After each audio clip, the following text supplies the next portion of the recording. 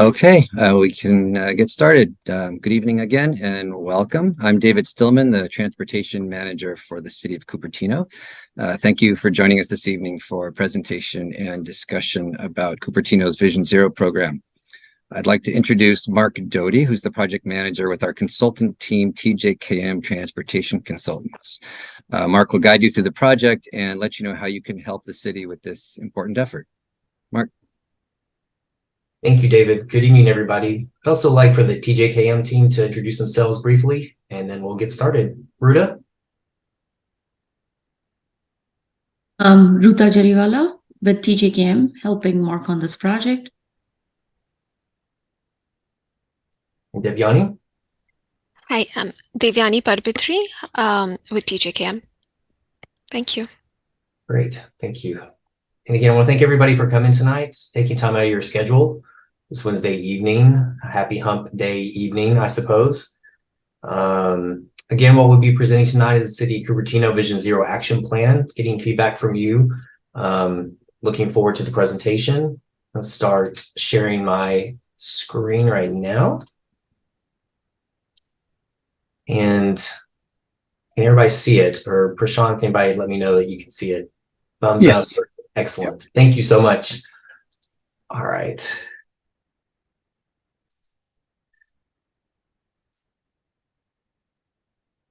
Great. So the purpose of tonight's meeting, we've already had our introductions, but we're going to talk to you about what exactly is Vision Zero whenever we talk about that. We're going to go over the goals and process of Vision Zero. We're going to give you a brief analysis of the collisions and the trends there in Cupertino. We're going to talk about your high injury network.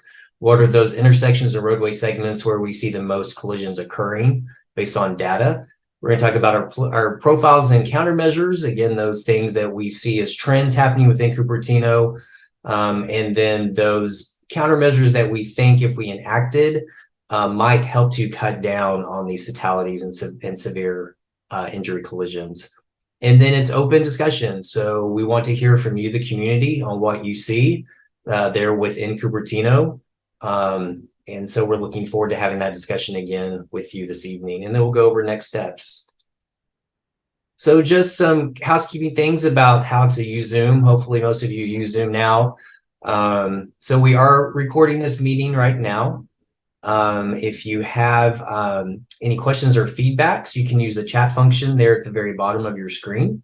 You can click on that, type in the chat. I think Prashant is going to be monitoring that, and we'll be answering those as well. And then whenever it's time to ask a question, you can simply raise your hand and then I can call on you. And I think that Prashant is going to be working on that as well, assisting me with that as well. So again, we did our introductions. So hopefully most of you are aware also that the City of Cupertino also did a local road safety plan, which they worked on last year. We were, I guess, officially adopted the end of last year, the beginning of 2023 of this year. And so what it did, it actually identified safety projects and helped develop a countermeasure toolbox as well. Stakeholder and community input was very crucial in shaping of that LRSP, and hopefully some of you participated in that particular project as well. So what it does, that local road safety plan, is it actually helps build or provide the baseline for what Vision Zero is and what we're trying to accomplish with this particular endeavor.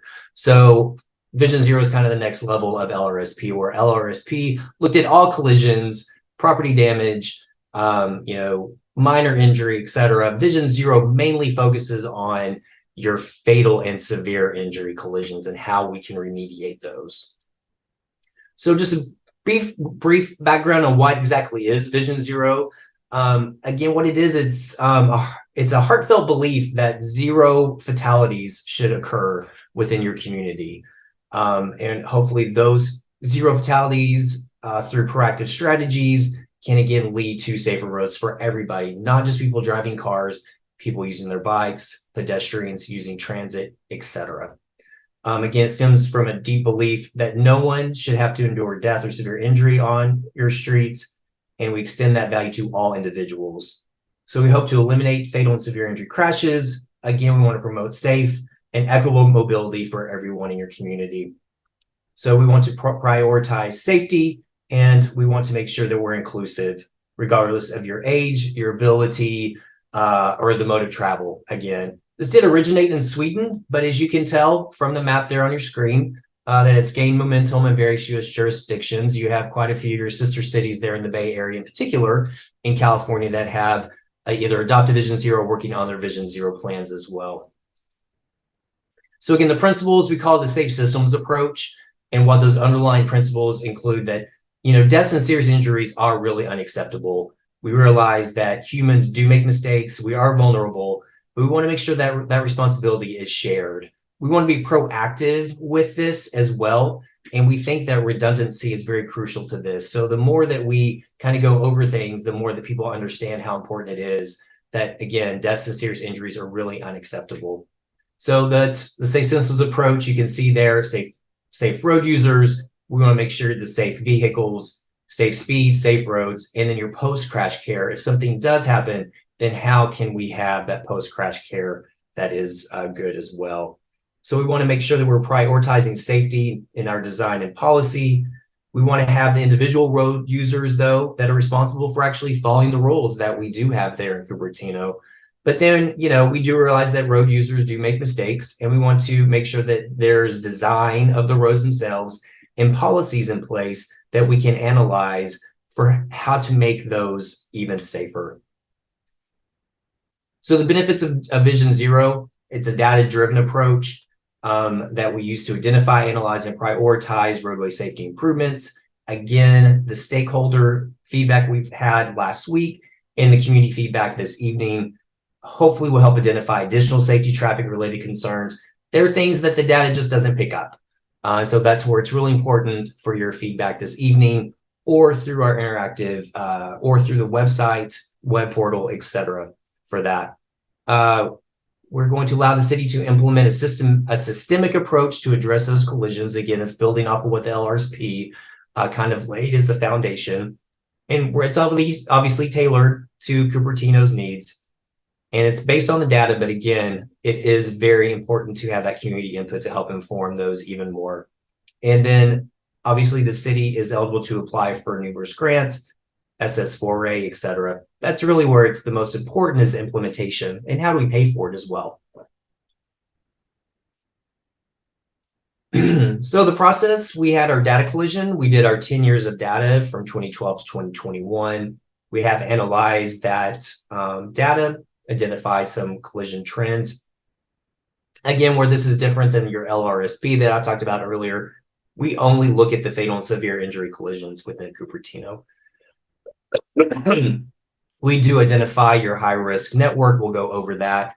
Again, your roadway segments, your intersections that we have deemed as being the having the highest number of fatal and severe injury collisions in those areas. We will be developing your safety countermeasures, and then of course the stakeholder input, community input's important. After this, we'll integrate those plans, prioritize improvements to form an action plan, and then the final report itself. So why does Cupertino need Vision Zero? As you can see by the map there, or the graphic there on your left-hand side, your all collisions as well as your KSI collisions have been on a relative downward trend for the most part. However, one crash every 3 days does occur within the city of Cupertino. And so those, especially for those vulnerable users within your community. And again, despite our traffic signals that we have there, your intersections, again, pose the most risk of fatal and severe injuries. So that means that we need to kind of take a look at those and see what else we can do to mitigate that. Again, as I mentioned, we want to create a safer streets through various measures. And then with that final goal of hopefully to eliminate traffic fatalities and severe injuries. Again, with the understanding that with Vision Zero, there is no acceptable loss of life at all. So why does Cupertino, again, need the Vision Zero? You can tell that in particular, we looked at pedestrians and cyclists, and those constitute 60% of severe and fatal crashes within your community. And so your intersections again pose the most risk of those fatal and severe injury collisions to your pedestrians and cyclists. So what we want to do is come up with a comprehensive safety strategy of how to address those particular areas to make the street safer for everybody. Again, not just your motor vehicles. You can see there you have 62% of all crashes are motor vehicles, but it goes down to 40% with KSI. And it goes up pretty, significantly for your bicyclists and for your pedestrians. So again, that's why we want to really prioritize those most vulnerable travelers there in Cupertino with this Vision Zero action plan. So real quick, the collision analysis that we saw, you had about 1157 collisions between this time period, including 83 KSI collisions, again, killed and severe injury. 88% of the pedestrian bicycle KSI collisions, again, occurred at your intersections. The victims primarily were between 25 and 60 years, represented 58% of those collisions involving bicyclists and pedestrians. 55% of pedestrian bicyclist KSI collisions occurred at the intersections that are signalized there within Cupertino. 36% of all collisions involved pedestrian and bicycle, yet pedestrian and bicycle collisions comprised 60% of the KSI collisions. So again, you had that elevated number of, in particular, bicycle and pedestrian users have the highest risk of being involved in KSI collisions in Cupertino. Most likely those occur in the late afternoon or evening between the hours of 4 and 10 p.m. Again, that's kind of a typical whenever you have your highest rush hour, or in evening time, the sun's gone down, it's dark outside, people just may not see people either biking in the street, crossing the road, etc. So again, focusing on your fatalities and severe injuries, as you can see, these is all of your killed and severe injury collisions on a map, a heat map, as we call it, between the years 2012 and 2021. Again, there were 9 fatalities within Cupertino, with 74 severe injuries reported. Again, as the graph there on your upper right-hand side shows, your collisions, your severe injury collisions are downward trending, kind of remaining stable over the last 2 years or so. But again, it's still very important to look at this data and then also realize that based off of the data, what we have been able to generate is your high injury corridors. Again, these are the roadways that had the highest number of collisions within the city. We've listed quite a few here on this map, but you can see that your top 7 here on your screen are Stevens Creek Boulevard, Homestead, McClellan Road, De Anza Boulevard, Stelling Road, Wolf, and Bollinger Road as well. And then we also looked at your high injury intersections. And these are the intersections that did have fatalities or multiple severe injury crashes. Again, you can see on the map, we listed 48 high injury network intersections. However, the 7 on your right-hand side shows those that, again, had fatalities or multiple severe injury crashes during this time period. So those are De Anza and Homestead, Bandley and Stevens Creek, Cupertino and Stevens Creek and De Anza Boulevard, Blaney Avenue and Stevens Creek, De Anza and Mariani, and De Anza and Rodriguez Avenue. So you can tell, again, usually your intersections and your roadway segments, whenever they're high injury, they kind of overlap one another. Stevens Creek, obviously, and De Anza being kind of your highest in both intersections and roadway segments as well. So what we did is then we looked at collision profiles, or trends as we call them. So we've identified kind of the top 9 collision profiles within the city of Cupertino. Again, those trends that when we're looking at the crash data, those resulted in people being killed or severely injured there in Cupertino. So they were developed again through the analysis of collision data and other relevant environmental factors. We identified a collision type that's considered a priority concern within each profile. And then we accompany each profile with safety measures that we believe are most applicable to the specific crash and location context. And then these countermeasures include the E's, as we call them, so engineering, education, enforcement strategies that hopefully we form a toolbox out of that the city will utilize to implement the projects to address those particular safety issues at that location or that roadway segment. So there's 9 collision profiles that we came up with working with city staff and through the data is, again, pedestrian and bicyclists within the city are the most vulnerable. There is a challenge with your unsafe speeds there, people driving under the influence. Back to your majority of pedestrian collision or bicycle collisions, again, occur at your intersections.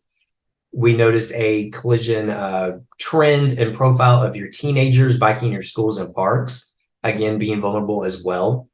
With the majority of your bicycle collisions being broadside collisions of where maybe a car isn't stopped in an intersection or is speeding through an intersection and doesn't realize that they need to stop or there's a bike coming. Pedestrian violations, again, led to the majority of the pedestrian collisions. Again, people crossing either against the light or parking or crossing jaywalking or just crossing without realizing that there may be a car coming, even if it's an unsignalized intersection. And the majority of your bicycle collisions occur due to a violation of the automobile right of way. Again, so it's a little bit different where the automobile is actually in violation instead of the pedestrian. We do have quite a few collisions that occur near transit stops as well.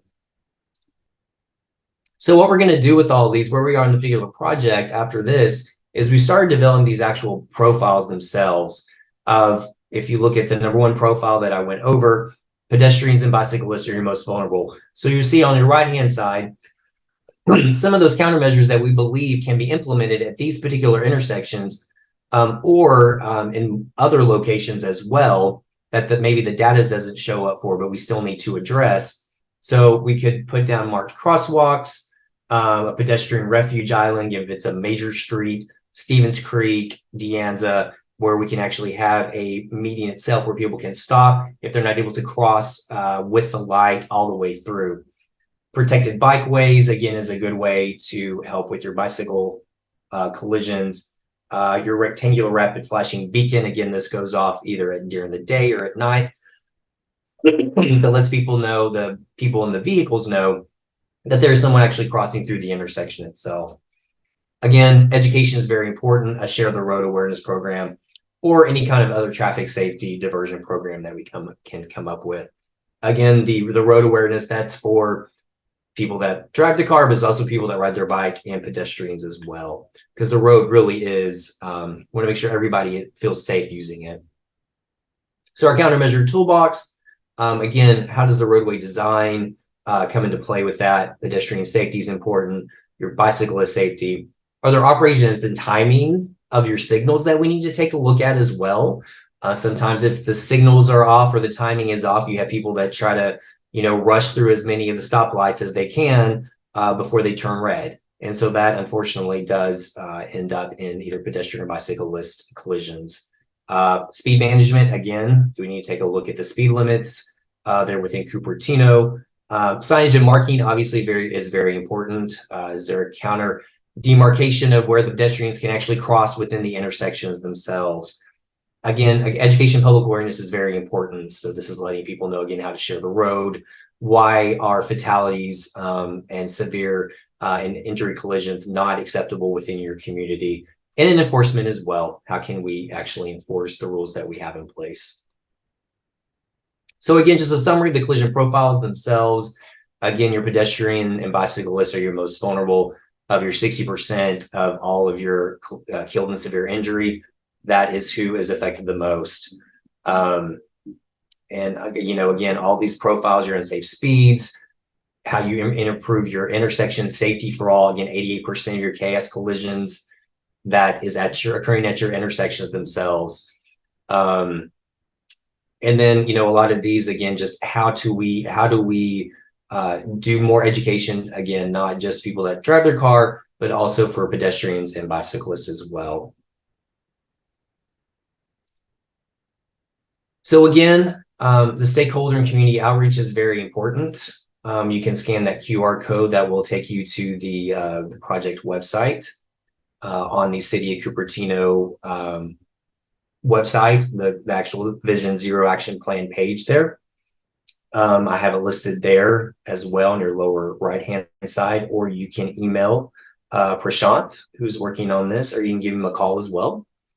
But again, the community meeting tonight, this is, one of our outreach efforts. We did have a stakeholder meeting last week as well, where we spoke with individualized groups. But then tonight is for the community at large and getting information and feedback from y'all. So again, let's, yeah, there we go. So now it's time for open discussion. So if you have a question, you can raise your hand. If you're shy, don't want to raise your hand and talk on screen, you can actually type it in within the chat feature there at the bottom of your screen. We want to keep this pretty informal. So if I need to go back and forth in the presentation itself, just let me know and I'll be more than happy to do so if there's something you want to look at greater. Again, getting your community feedback only makes this action plan and report better. So the more we hear back, again, we don't live within some of us on our team do live within your community or do utilize your streets on a fairly daily basis. But again, we don't know all of the city the way that you do there in the community. So again, we're going to open it up to discussion and thank you for your attention so far.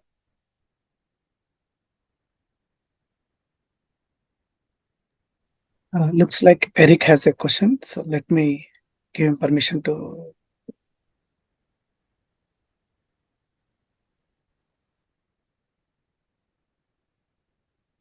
Yes, hi. My name is Eric Winskog, Cupertino resident. I also represent Cupertino on the BTA BPAC.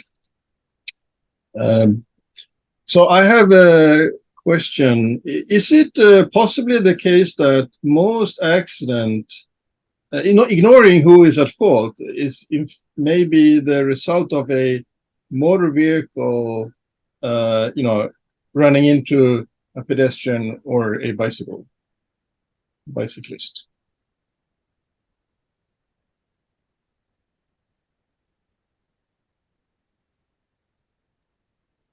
So we do have a collision trend analysis done as a part of this project. It's not necessarily that all the collisions are related to vehicle, pedestrian, or vehicle bicyclist conflicts, and also interaction between those modes. These collisions, the analysis is kind of an overall analysis. So it shows vehicle to pedestrian collisions, vehicle to bicycle collisions, vehicle to vehicle collisions. Yes, one thing is there that the impact of these collisions when you have a vehicular mode being a pedestrian mode being impacted by a vehicular mode, the severity of collisions in a lot of these cases are much higher. But no, we're not saying that those are the only type of collisions we are looking at.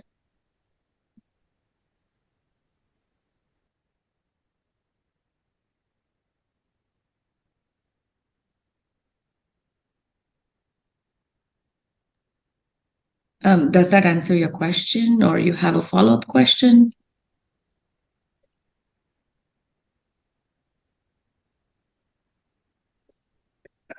Eric, if you have want to ask a question, you can raise your hand again. I'll allow. Okay. I see Larry Dreen hand raised. Okay.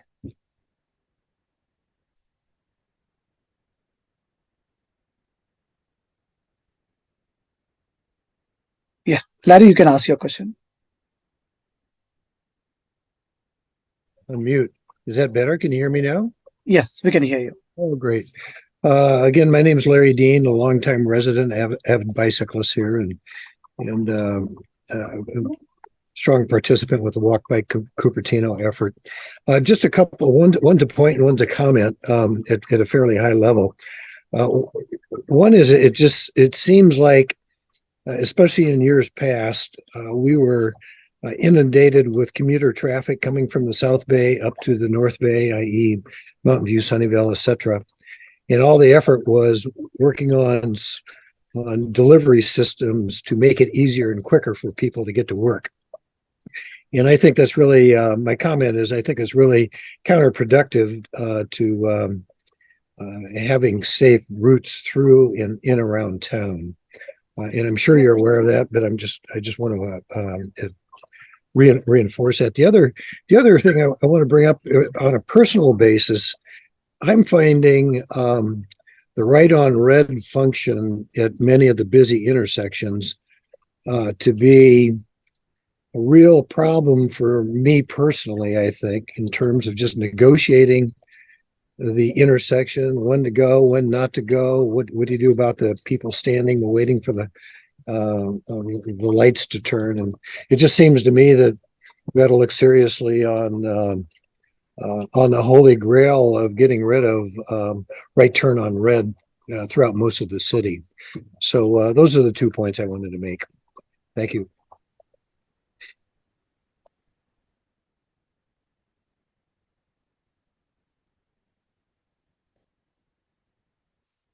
Looks like Eric's hand is raised. I'll allow. Okay. Yeah. Eric, you can go ahead. Eric Linsko again. Yeah, so thank you for that answer, though. I'm not sure it entirely answered my question, but I have a follow-up question. But, you know, it would be interesting to know if most severe accidents are caused by a motor vehicle running into a pedestrian or a cyclist, you know, failing to stop before any of these obstacles. But my follow-up question is, I'm kind of assuming that's true. And then the remedy to that would be to lower the speed for motor vehicles or all traffic. And my question is, so Vision Zero started in Sweden, right? And have you studied how they've implemented Vision Zero in Sweden? Have you studied what they've done with the speed limits in Sweden? Because if you go to Sweden and move around in traffic there, what you will notice is that all the traffic is much, much slower in here. And it didn't used to be like that. It wasn't like that when I grew up. This is something that happened in the last 10, 20 years. So my question is, have you studied this and have you considered implementing a similar strategy for Cupertino? Thank you. So Eric, the answer to the question is yes, we have looked into not only Sweden, but other such similar case studies that have been implemented in other agencies. And that's the reason we have kind of put a countermeasure toolbox together. So the question about lowering the speed, that is being accounted for in the speed management countermeasure toolbox. So depending on the situation that we have in a particular area or at an intersection or within the corridor, those countermeasures have been accounted for and they have been included in the toolbox for city to implement wherever we think that benefit of reducing speed could go higher. So to answer your question, yes, and speed management toolbox has some of those countermeasures that you have identified. Also, looking at the collision data, we have seen that 60% of KSI is caused when you have a collision with either pedestrian or bicycle, at least in our city. So that is what our data analysis is showing.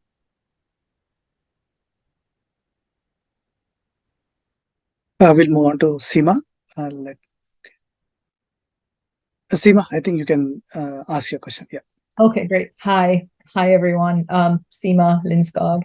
A couple of things. One is, if you could go back to that slide that had the different types of collisions.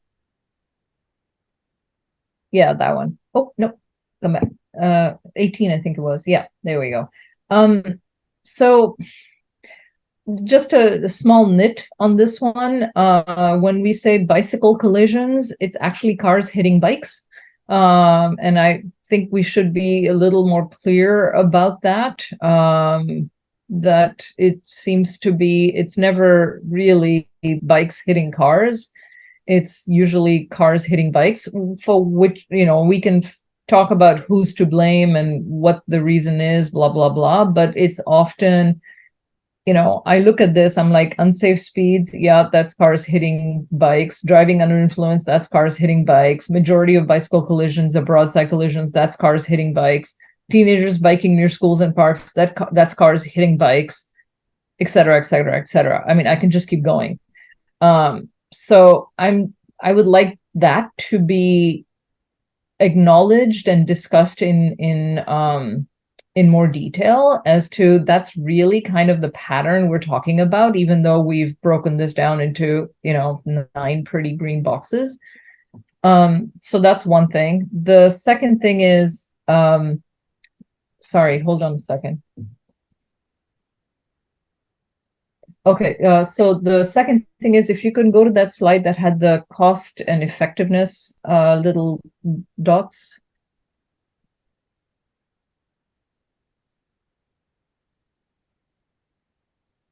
No, not that one. The 3 little green dots, that was like, the effectiveness of different measures. Yeah, that one. Sorry, the orange dots. So this is repeating a little bit what Larry and Eric said.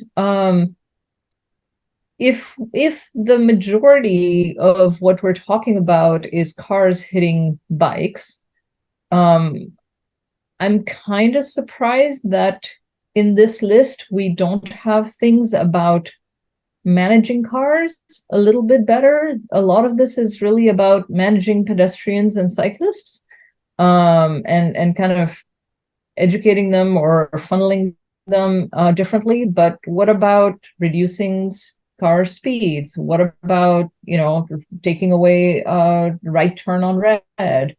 What about,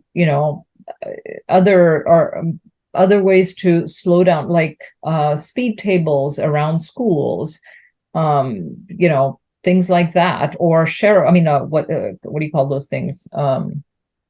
Chicanes near schools, things that help slow down cars and make them safer around pedestrians and cyclists. Because all I see listed here is mostly how to manage pedestrians and cyclists. Those are my thank you. Not Seema, not exactly. That's not what we were trying to intend here. This is just one of the profiles that we have identified. So, Mark, if you go up to our Vision Zero safe system approach, let me start a little bit from there so that some of these questions can be answered. Okay, no, the next one. Yes. So what safe system approach and Vision Zero does is looks into various things that could go wrong within our transportation system.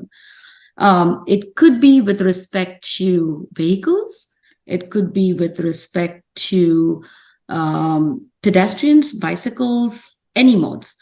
So the whole point is to reduce the fatal or severe injury collisions. That's the first thing. But keeping in mind that as a human being, whether I am driving a car, whether I'm walking on the road, whether I'm bicycling, I am vulnerable to make a mistake. And we want to create a transportation system or our infrastructure around our transportation system to account for those mistakes that I would make, to reduce the impact of collision that would take you to the extent where a person is severely injured or killed. And in that whole safe system approach, we are taking a responsibility as, we as policymakers or, transportation or traffic engineers, city, you as community, to proactively work together to reduce these kind of instances. Now, the profile that we shared with you is just one of the 10 profiles that we have identified. This is just, for this presentation, but when you look at the complete report, you would see that these, first of all, there are list of countermeasures, and everything that you kind of identified, bump-outs, chicanes, all those things are listed in one of the categories of the countermeasure toolbox that we have.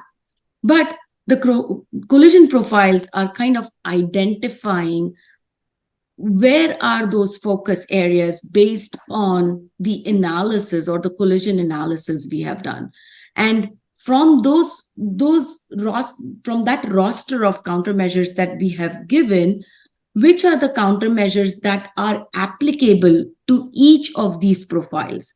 It doesn't mean that those are the only ones that you can use, but there's a big roster of countermeasure toolbox that we have put together that can be used towards any issue that we have today or we would have in future. So again, it's not geared towards that pedestrians are at fault or bicyclists are at fault, and to that matter, not even geared towards that only vehicular traffic or vehicular mode is at fault. It's overall approach. We are not pinpointing on any single mode's mistake or anything like that. We're kind of trying to make it safer as a system as a whole.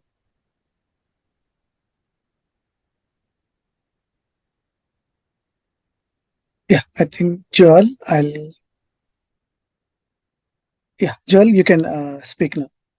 You can ask your question.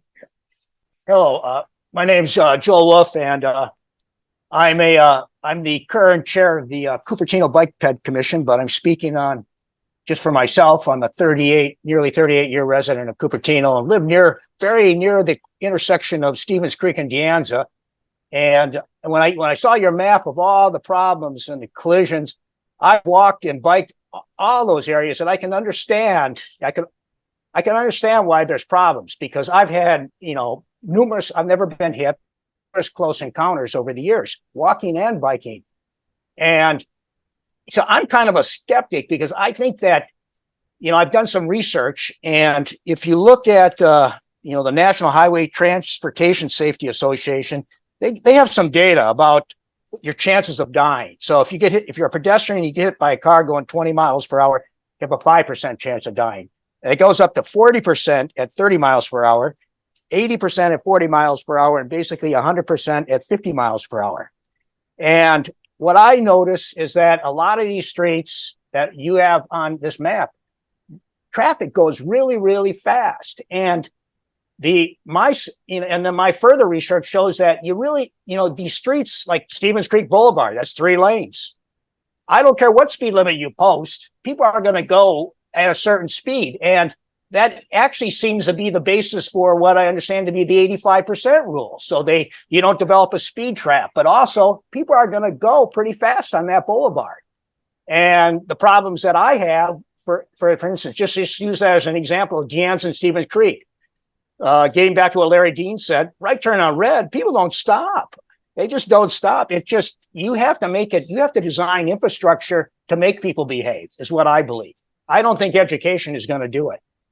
And having 3 lanes, wide open lanes, you're going to get people going pretty fast. So if you want to slow that down, you're going to have to design that infrastructure to really make it to slow the traffic down. You may be getting rid of a lane. I think you can't make it I think the traffic simply goes too fast on De Anza, it goes too fast on Stevens Creek. And then if you're a pedestrian, what happens is you got traffic that's probably many times going 40 miles per hour, turning off on one of the side streets, and you're crossing, you got the walk sign, and that's when you nearly get hit.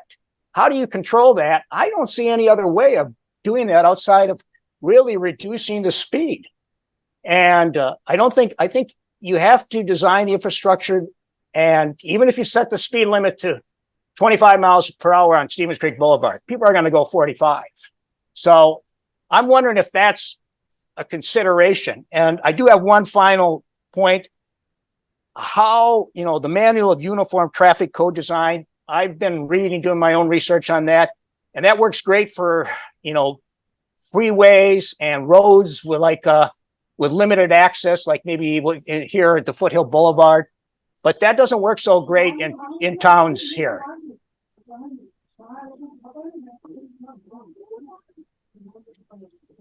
So Joe, all the different countermeasures that you mentioned, right turn on red, reducing the speed limit, taking away a lane, in fact, even reducing the lane widths, implementing bicycle facilities in that right of way, and taking away a lane and creating a road tie. All these countermeasures have been included in the toolbox. So yes, a short answer to your question that we have accounted for those countermeasures in our toolbox.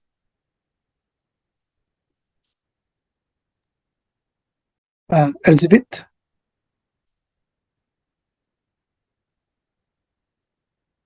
Yeah, Elizabeth, please unmute yourself and you can speak now.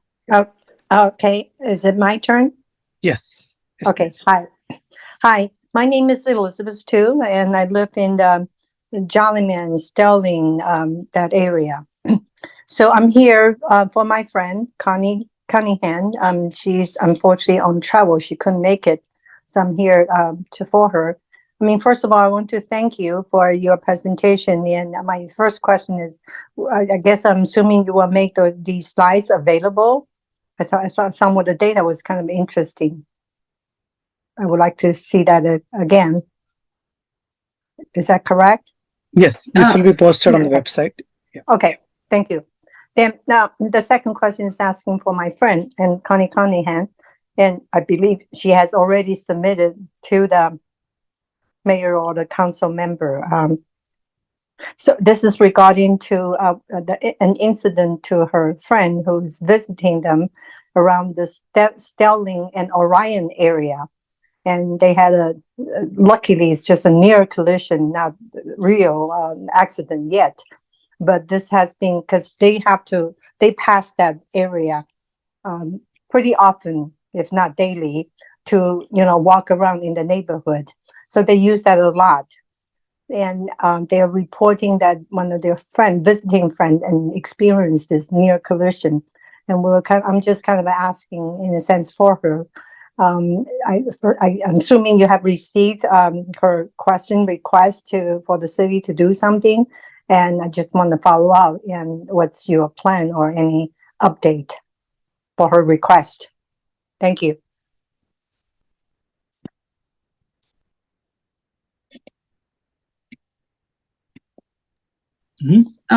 Maybe Prashant or David, if you want to. I can.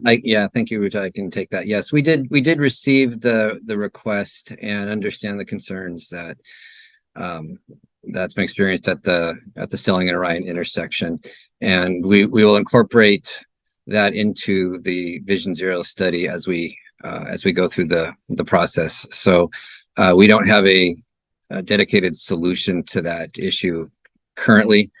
But we will look at the factors that were involved in the near misses that are happening at that intersection and weave those into the recommendations that'll be contained within the study.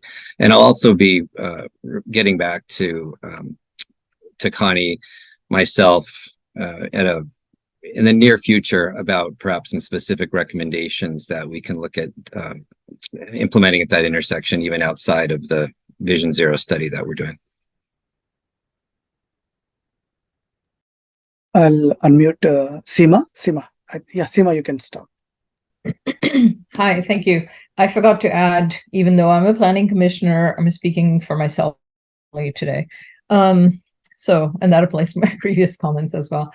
So thanks for the feedback that the profile one was only one type of profile, but it is kind of surprising and misleading because you are talking to the community and you only chose to present one profile that is completely focused on pedestrians and cyclists. So it's good to hear that you have other profiles that are more comprehensive, but it is disappointing that you chose not to share them as if they were not meaningful. So that is a concern.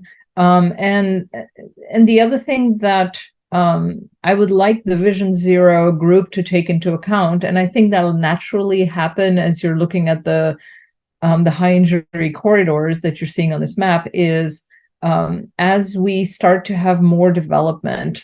So for example, we have the new development at the Oaks Center or Valco, or other high density residences that are coming up, or on Dianza near 85 to the South Dianza there. Are you taking those into account in terms of where there is higher density and where we are encouraging people to bike more, and putting that in your equations as to what are areas that we need to ensure are made safe for people to be able to bike around town? Thank you.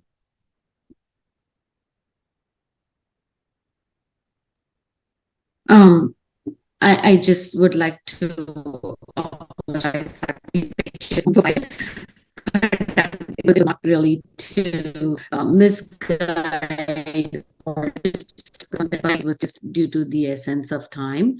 But the full will be available to everyone. To look at it, give us comments. The second part of the question will be, Hey, Ruta, your audio is very spotty. Is it better now? Yes, that's or better. not yet? Okay. Start. So you want to the start second from first. You want to start? We couldn't hear anything. You can want to start. Repeat the answer. Oh, I'm so sorry. No, so I wanted to just apologize and say that I'm sorry that we picked only one profile. That was not our intent to just point out pedestrian bicycle, but just due to the essence of time, and there was a lot to cover, so we just picked that. But this entire report will be available to everyone for their review and to critique. And also part of the question, probably take it from there. But this is a living document, and wherever arises, or you said, Seema, that the density. Your voice is breaking, coming in. Okay, yeah. Okay. Continue. Okay. There are languages that would look more walking, and this combination of the toolbox that we have gives us the city to evaluate these conditions, not only today but in the future also. Since again, this is a live document. It's not here. It's a continuous monitoring of the entire area where the countermeasures, or where our specific needs are to improve the safety throughout the city. So it is, I think David and the team would continuously keep on monitoring and evaluating the city and implement these measures as and where needed. And with that, David, if you would like to add to it.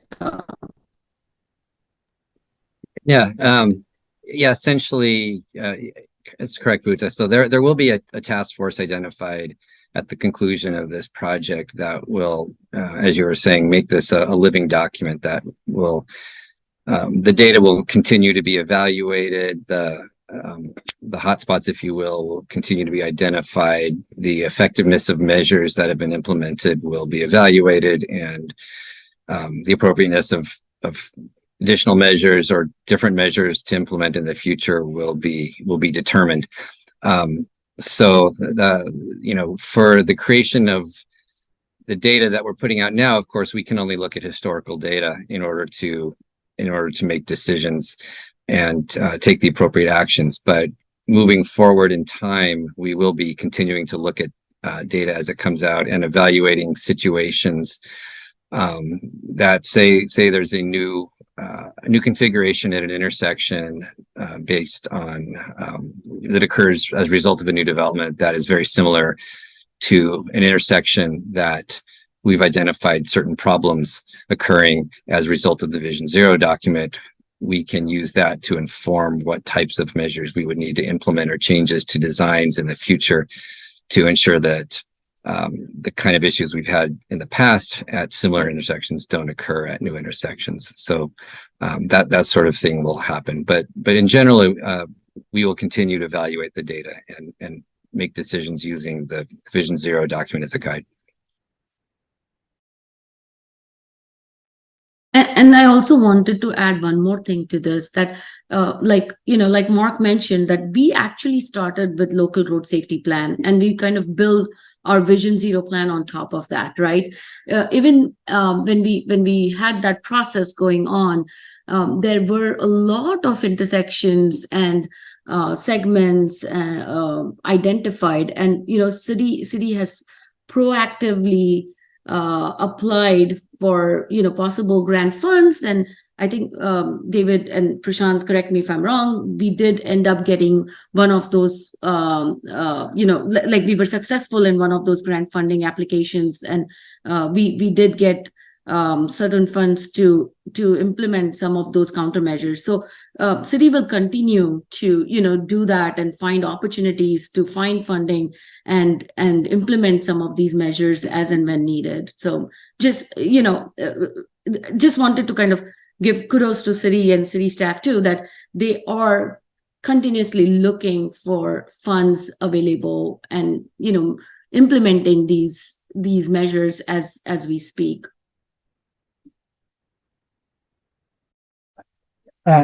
Looks like Eric has one question, so let me allow. Okay. Yeah. Eric, you can. Yeah. Hi, Eric, you can speak again. So what is the process here? Are we going to wait for people to be killed or severely injured before we start taking action, or can we use the abundance of data that already exists showing that speed is dangerous, and the abundance of data that already exists showing that most of these fatal and severe injuries are caused by motor vehicles running into pedestrians and cyclists, and because they're failing to stop when these obstacles occur. So, and that Eric, that goes back. My question would be that how, other than reducing speed, and given the fact that we here want to acknowledge that people make mistakes, there can be a pedestrian walking out into a street, or a cyclist cycling into a street, or a car failing to adhere to a stop sign or a traffic light. But at the end of the day, it's the car that hits the pedestrian or the cyclist. And the reason the car hits it is because it's traveling at a speed faster than it can stop. So if and this is what's causing these things, and how, other than reducing the speed, can we address that issue?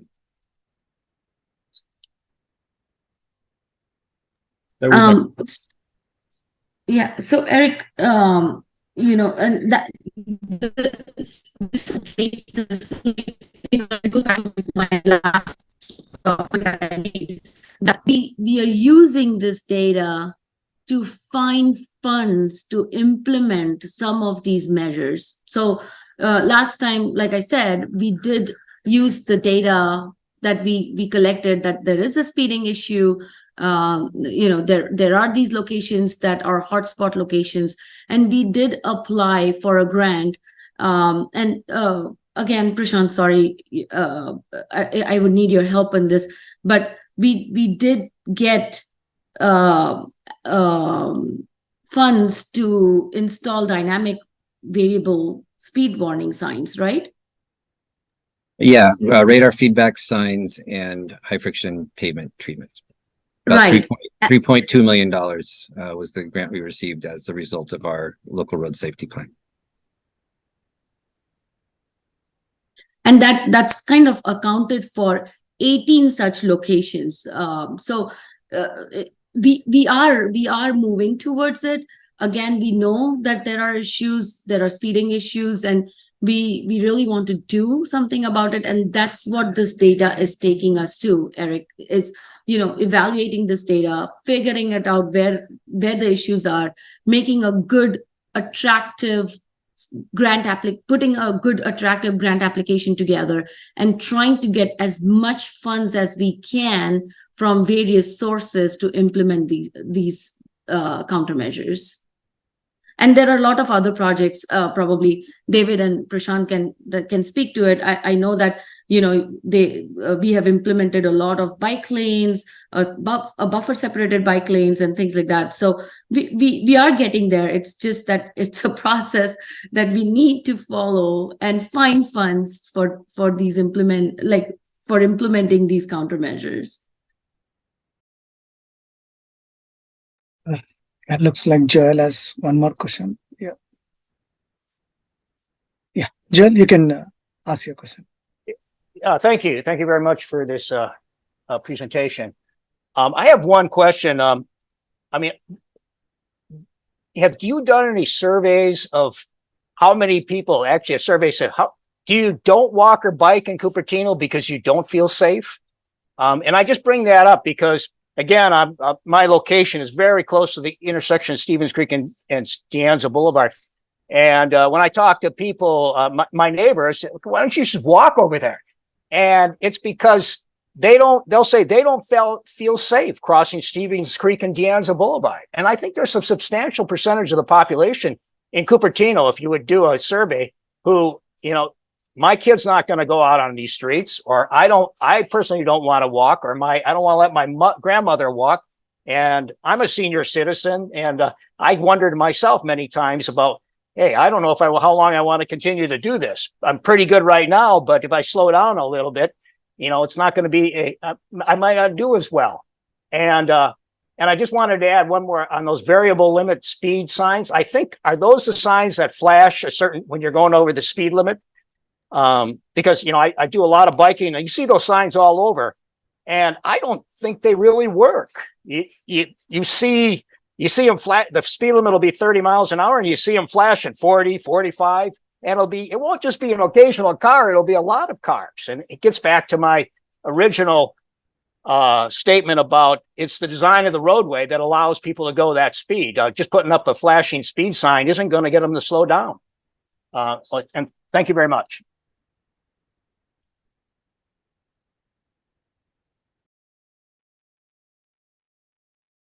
So we have done public surveys, Joel, and previously we had received approximately 400 comments on that, and a lot of those were related to speeding, pedestrian safety, and bicycle safety. So yes, we did have a project website. We did collect a lot of these comments from community.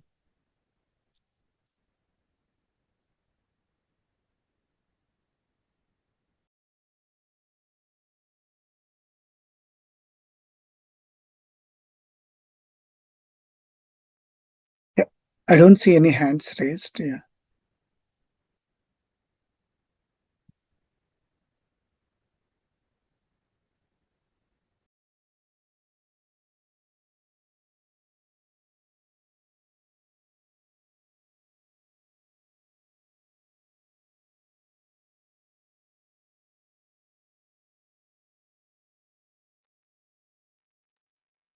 Okay, I think if we're done with the questions, I'll go ahead and just real quick, our next steps again to identify those priority project locations, again, based off of what we're seeing, the data, and then also the public comments. Again, we have received emails already from the community of other additional areas that we need to take a look at that maybe the data doesn't necessarily support as being dangerous intersections or roadway segments. So we will continue to do that in the next month or so.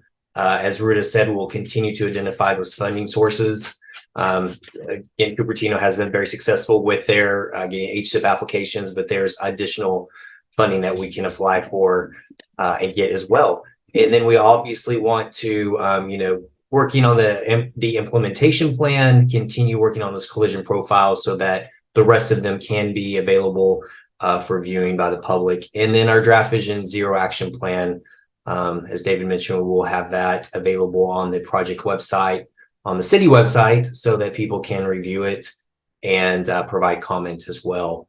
And then we'll be taking it to council for them to review as well once we have the final together. So with that, I think we are at the end of the formal presentation. I'm going to turn it back to Prashant or David to follow up with any other questions or concerns. I think Ms. Davis put a good comment in the I see Seema's hand raised. okay. Thanks, Prashant. Sorry, I just had a quick question. You mentioned this will go back in front of council. Is this going to go in front of the Bike Ped Commission for input at all before it goes to council?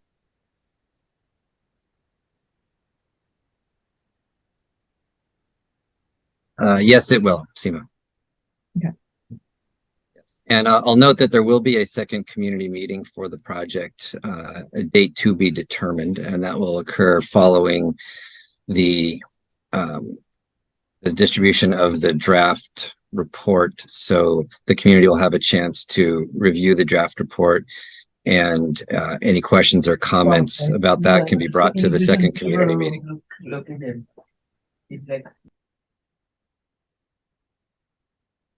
And if that's it, if there are no more questions or comments, I will thank everybody for attending, and feel free to reach out to myself or to Prashant in the future if you have any further items of discussion or concerns that you'd like to bring to our attention for inclusion in our Vision Zero program.